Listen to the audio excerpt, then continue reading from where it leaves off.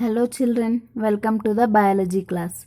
Now we are going to discuss about the classification of plants, how the plants are classified. So plants are classified in following ways based upon their size, shape as herbs, shrubs and trees, based on the lifespan as annuals, biennials and perennials, based on the producing flowers as flowering or non-flowering plants. So classification according to the size and shape. How the plants classified according to their size and shape. First, herbs. So these are soft plants that you might have studied from your grade 1. So based on size, plants are classified into herbs, shrubs and trees.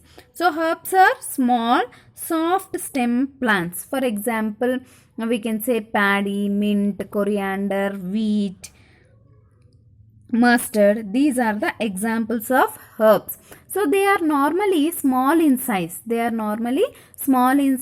not more than 1 meter in height. These are plants with soft green and perishable stems. Next, shrubs. So these are the plants with woody stem and branches of almost equal size raising from the stem immediately above the soil. For example, bougainvillea, hibiscus, rose, and some of the plants they appear bushy appearance. Rose, cotton also are example of shrubs.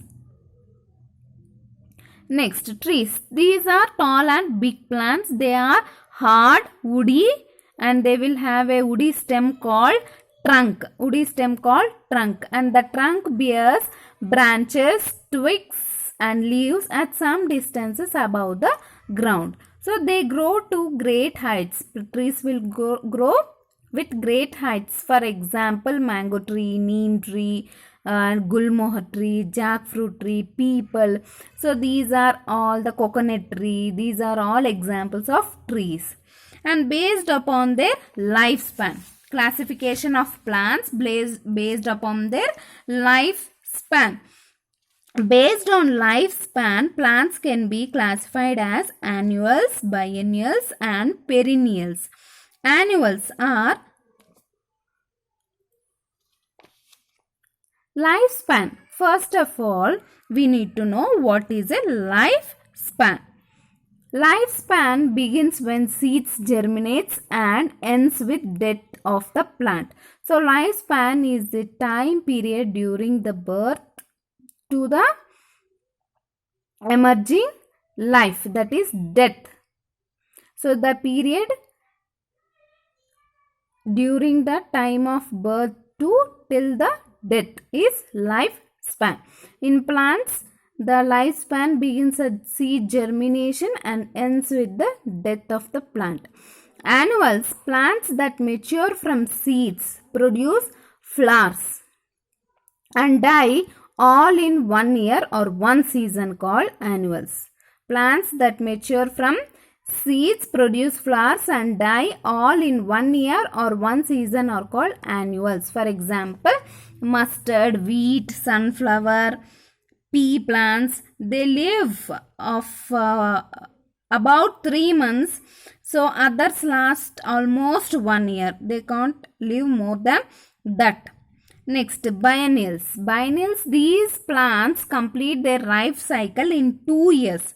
So they are soft body plants that complete their life cycle in 2 years. So food is produced during the first year and flowers in the second year. Food is produced during the first year and flowers in the second year. Examples include carrot, beetroot and cabbage.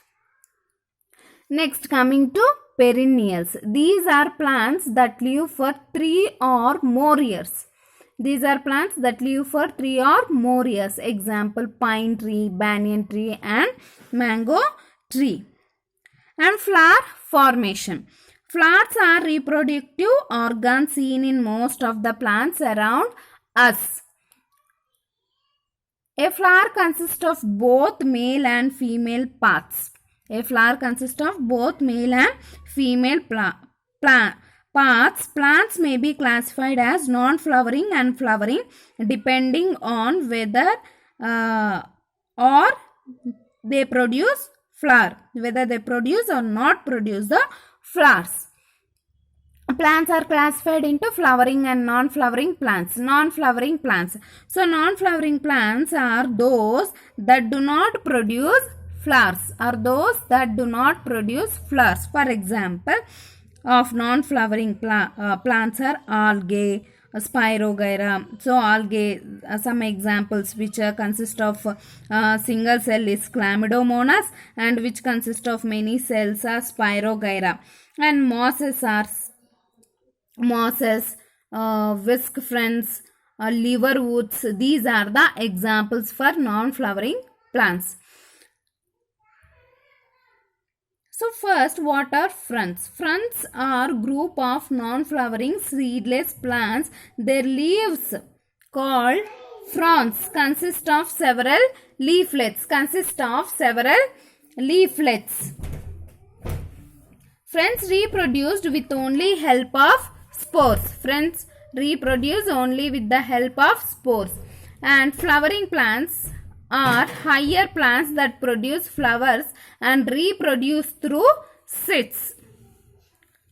Flowering plants are higher plants that produce flowers and reproduce through seeds. So, variety of plants, that is algae. First is algae like Chlamydomonas consist of single cell, and others such as Spirogyra consist of many cells. And next, mosses. You can see here mosses. These are small soft plants that grow on the rocks. So you might have seen some such small plants that will grow on the rocks, especially in the mountains and damp walls. Walls which are always wet. You can see these kind of mosses forming a green color like velvet on the rock. So they have very simple leaves instead of roots. They have simple and unbranched structures called rhizoids. So mosses do not grow from seeds. Instead, they produce with the help of special type of structure called spores. Next are fronds. So these are non-flowering seedless plants. Their leaves, called fronds, consist of several leaflets. Fronds reproduce with the help of spores, which are produced by special structure called sori present under the leaves. Next, non-flowering plants.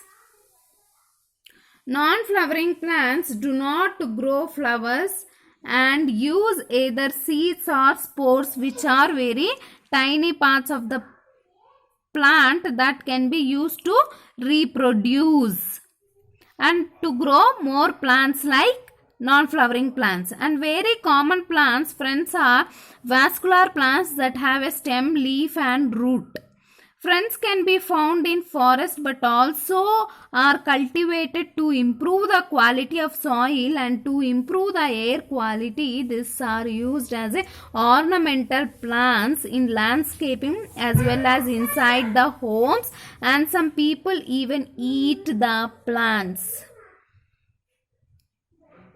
They produce spores which help into photosynthetic structure called prothallus. The underside of prothallus has organs that produce sperm and eggs that allow fronds to self-fertilize. At point A, sporophyte develops and grow into a fern. Mosses, with approximately 12,000 species of mosses, are grown and in moist areas with low light. A fern is a member of group of vascular plants that reproduce via spores and have neither seeds nor flowers.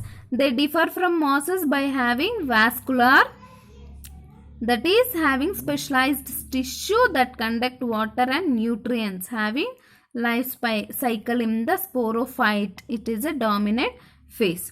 And flowering plants are classified are higher plants that produce flowers and reproduce through seeds, and they are again classified into angiosperms and Malignophyta or Angiospermae are most diverse group of land parts with 64 orders and 416 families having 13,000 of genera. And gymnosperms these are naked seed plants with very simple flowers. In detail we'll discuss about in the next class about the flowering plants. Okay children, have a good day.